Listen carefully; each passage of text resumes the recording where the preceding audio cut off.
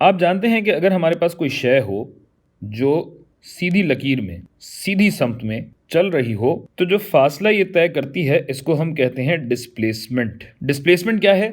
Displacement महल वक़ू में तब्दीली है।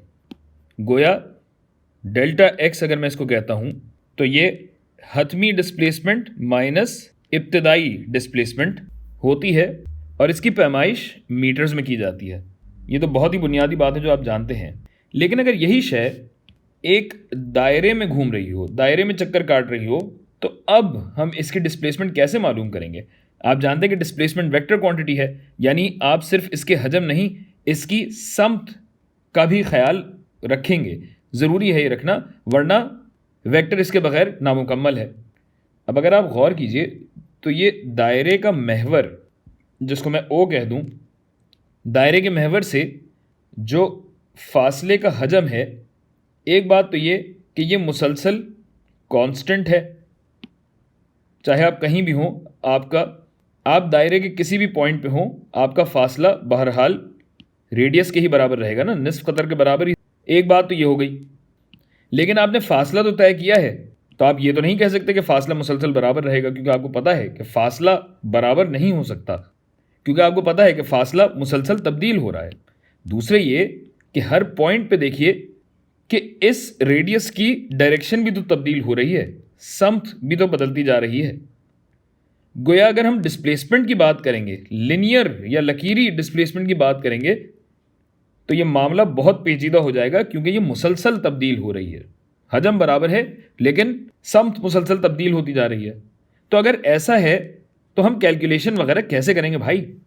तो इसके लिए हमें यह समझ में आता है कि भाई बजाय इसके कि इसकी डिस्प्लेसमेंट की बात की जाए, हम बात करते हैं एंगुलर डिस्प्लेसमेंट की, यानी ये कितना एंगल है, कितना जाविया है जो इस शय ने यहां से यहां तक जाने में तय किया है।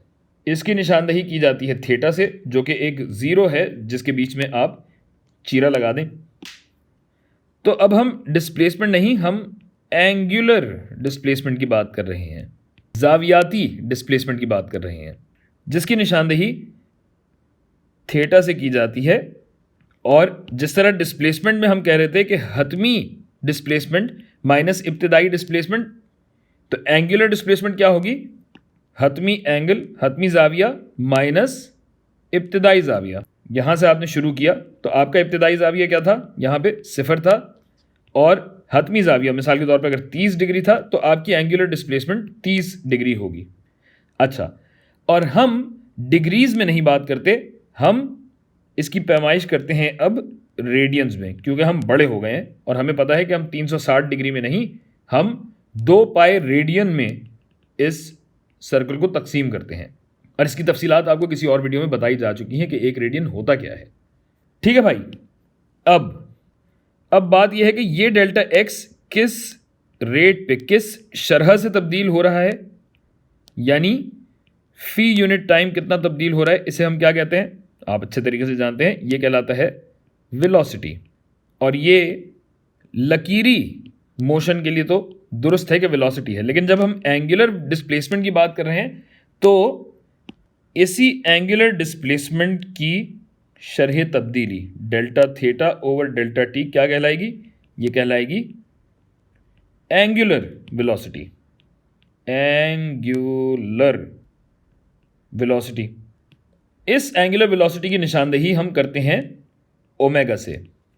और जिस तरह वेलोसिटी का यूनिट या वेलोसिटी की पैमाइश की जाती है मीटर्स फी सेकंड में, जहां मीटर्स में हम फासला तय कर रहे थे, तो अब चूंकि हम रेडियंस में फासला तय कर रहे हैं, तो इस ओमेगा का यूनिट क्या होगा? रेडियन फी सेकंड।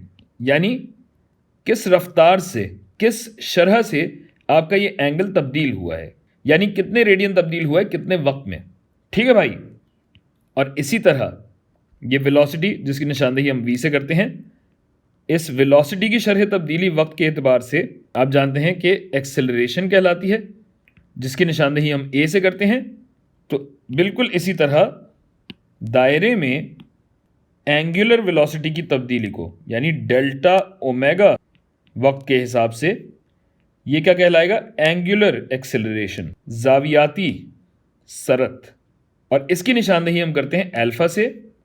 और अल्फा क्या होगा भाई, जिस तरह एक्सेलरेशन ए मीटर फी सेकंड स्क्वायर यानी मीटर्स पर सेकंड के हिसाब से नापी जाती है, उसी तरह एक्सेलरेशन अब रेडियन पर सेकंड स्क्वायर्ड यानी रेडियन फी सेकंड के हिसाब से नापी जाती है।